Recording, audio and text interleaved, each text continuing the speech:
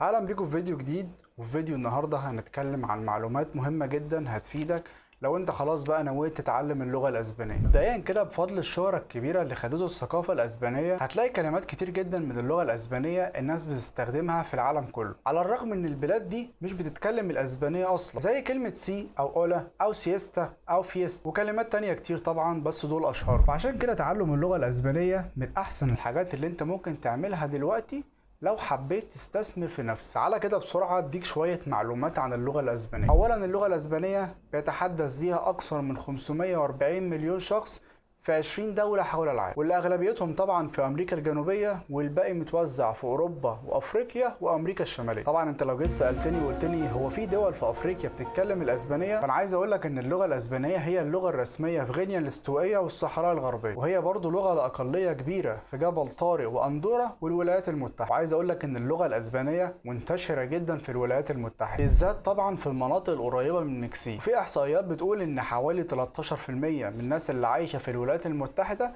بيتحدثوا الاسبانيه في بيوتهم. وهتلاحظ ده على فكره في الافلام الامريكيه اللي بتتصور في الاجزاء القريبه من المكسيك. وده طبعا بيجيبنا لسؤال مهم قوي، هو معقوله كل المناطق دي بتتكلم نفس اللغه وكمان بنفس اللهجه؟ فاجابه السؤال ده طبعا ان لا، اكيد في اختلافات. عندك مثلا كلمه اتوبيس، لو انا عايز اقولها لك بالاسباني، لو انا في اسبانيا هقول لك الاوتوبوس، لو انا في المكسيك هقول لك الكاميون، لكن لو انا في الارجنتين هقول لك الكوليكتيفو. وخد بقى الحته دي، لو انا في بورتوريكو هقول لك لا واوا. كل دول بيدوا معنى الاتوبيس بالاسبانيه، بس طبعا كل منطقه وليها لهجتها. بس انت طبعا لو قلت اي كلمه من الكلمات دي في اي دوله بتتكلم الاسبانيه انت اكيد هتبقى مفهوم، بس اللي مش اكيد ان انت مش من اهل البلد. تعالى كده اقول لك على اختلاف تاني. عندك في اسبانيا الحرفين دول بيتنطقوا ايه، لكن في الارجنتين الحرفين دول بيتنطقوا شه. يعني لو جيت في اسبانيا اقول لك ميامو عبد الرحمن، لكن لو جيت في الارجنتين اقول لك ميتشامو عبد الرحمن. اهم اختلاف بقى اللي فعلا بيفرق امريكا الجنوبيه عن اسبانيا هو حرف الزد، واللي بيتنطق في اسبانيا س، وحرف السي اللي لو جه وراه اي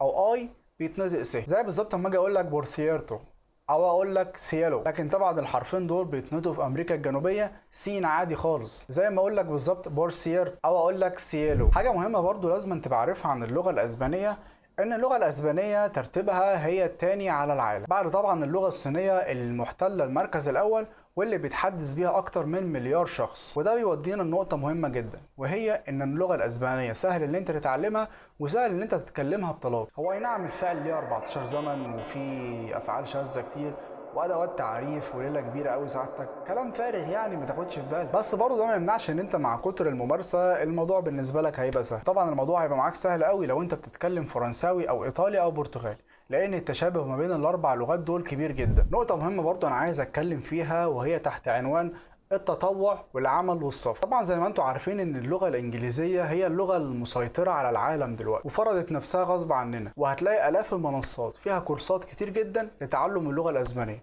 والكل دلوقتي بقى يتكلم اللغه الانجليزيه، فما بقتش مشكله يعني. وطبعا نظريه العرض والطلب هتلاقي ان العرض كبير جدا مقارنه بالطلب، وده هيخليك تخسر ميزه اتقان اللغه الانجليزيه، عشان هتلاقي الملايين بيتكلموها ومتمكنين منها. عشان كده مطلوب منك ان انت تسعى انك تكتسب ميزه تانية، والميزه التانية دي ان انت تتعلم لغه تانية وتكون برضو مهمه، عشان طبعا تزود قيمتك في اي شغل انت بتقدم عليه. اضافه بقى لنقطه ان انت هتقدر تحصل على وظيفه والكلام ده، فتعلم لغه تانية زي اللغه الاسبانيه هيمكنك طبعا ان انت تسافر وهتتطوع في بلاد اجنبيه كتير، وحاجه زي كده هتديك خبره في التطوع والسفر وتعلم الثقافات الاخرى. بس كده اتمنى تكونوا استفدتوا من الفيديو، ولو عجبك الفيديو ده ما تنساش تعمل لايك وسبسكرايب، واستنى ان شاء الله الفيديوهات اللي جايه. اشوفكم في فيديو جديد ان شاء الله.